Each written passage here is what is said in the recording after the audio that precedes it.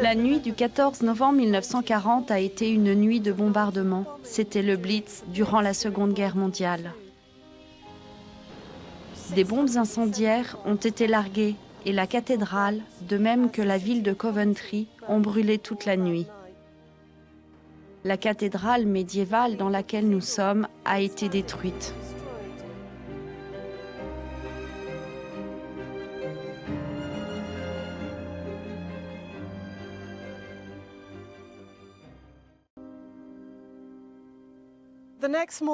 Le lendemain matin, le doyen Howard, recteur de la cathédrale, est sorti dans ses ruines et a prononcé ces deux mots. « Père, pardonne ». Il reconnaissait que nous avons tous besoin du pardon de Dieu, chacun d'entre nous, la victime tout autant que le criminel. Il n'a pas dit « Père, pardonne-leur ».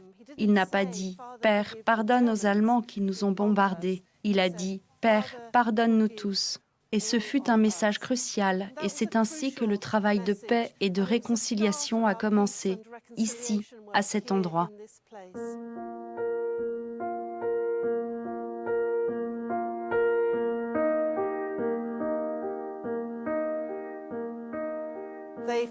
Ils ont découvert 2 poutres du toit qui étaient tombées en formant une croix. Ils les ont attachées pour faire la croix que vous pouvez voir derrière vous, dans le sanctuaire de la cathédrale en ruine. Ils l'ont installée au-dessus de l'autel fait de décombres. Ils ont aussi trouvé 3 clous provenant du toit médiéval et les ont attachés ensemble pour former une croix de clous. Le lendemain du bombardement, la reconstruction de la cathédrale est décidée en signe de foi, de confiance et d'espérance en l'avenir de l'humanité. Les ruines de la cathédrale médiévale demeurent à ciel ouvert et une nouvelle cathédrale, construite dans son prolongement, sera consacrée en 1962.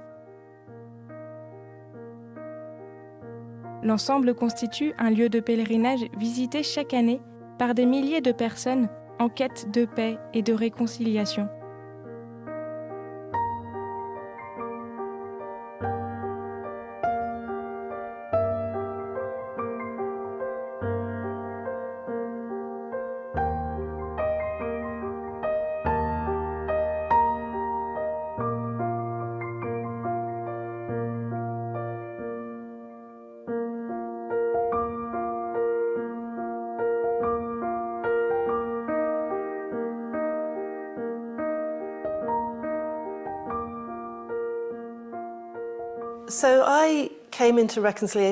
Je suis entrée dans le ministère de la réconciliation de la même façon que beaucoup de gens qui sont des réconciliateurs ou qui essaient de l'être, soit en le vivant, soit en habitant dans un lieu de conflit.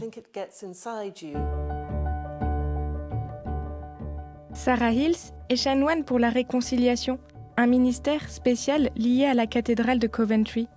Elle est prêtre, comme plus de 5000 femmes aujourd'hui dans l'Église d'Angleterre, cette Église ayant opté pour l'ordination de femmes prêtres et évêques.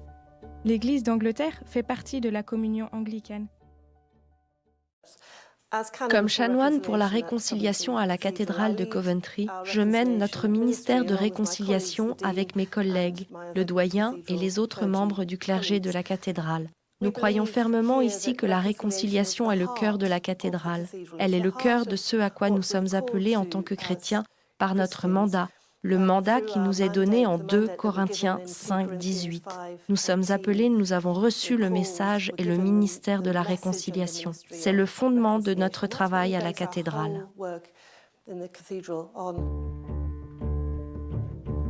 La croix de clous de Coventry est devenue un symbole de pardon et de réconciliation, tout d'abord en Europe, en particulier en Allemagne, puis dans le monde entier.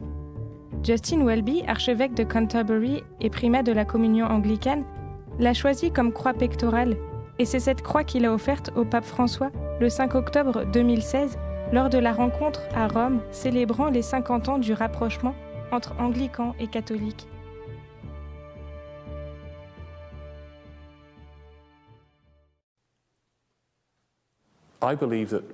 Je crois que la réconciliation n'est pas seulement une priorité. La réconciliation, c'est l'Évangile. C'est la mission de Dieu sur la terre. Dieu a réconcilié toutes choses dans le Christ.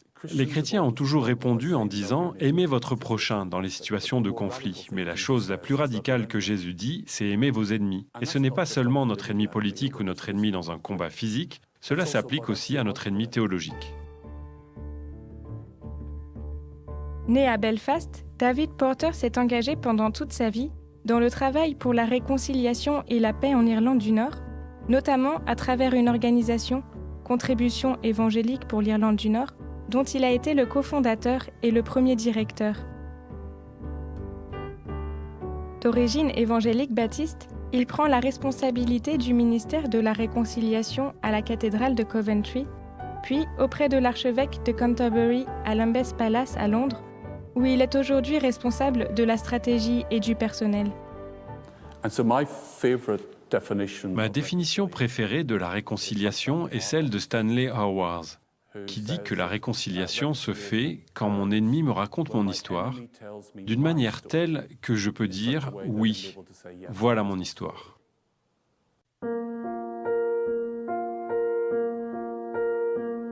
Le recteur Richard Howard a écrit les mots « Père pardonne » sur le mur derrière la croix formée à partir des poutres trouvées dans les décombres de la cathédrale. Ces paroles ont touché des générations de personnes et sont priées dans la litanie de la réconciliation qui se déroule chaque jour dans la nouvelle cathédrale à midi et le vendredi dans les ruines et dans beaucoup de lieux à travers le monde. The homeless, the refugee, Father, forgive.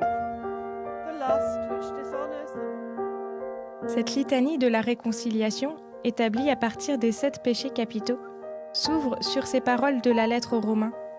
Tous ont péché et sont privés de la gloire de Dieu. C'est une confession universelle et intemporelle des échecs de l'humanité, mais ces péchés et ces faiblesses sont vus dans la lumière de l'amour pardonnant de Dieu.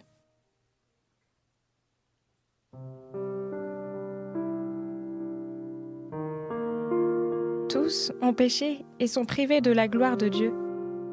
La haine qui dresse nation contre nation, race contre race, classe contre classe, Père, pardonne. L'avidité qui pousse les peuples et les nations à s'emparer des biens des autres, Père, pardonne. La cupidité qui exploite le travail et dévaste la terre, Père, pardonne. Notre envie du bien-être et du bonheur des autres, Père, pardonne. Notre indifférence en face des souffrances des détenus, des sans-abri et des réfugiés, Père, pardonne.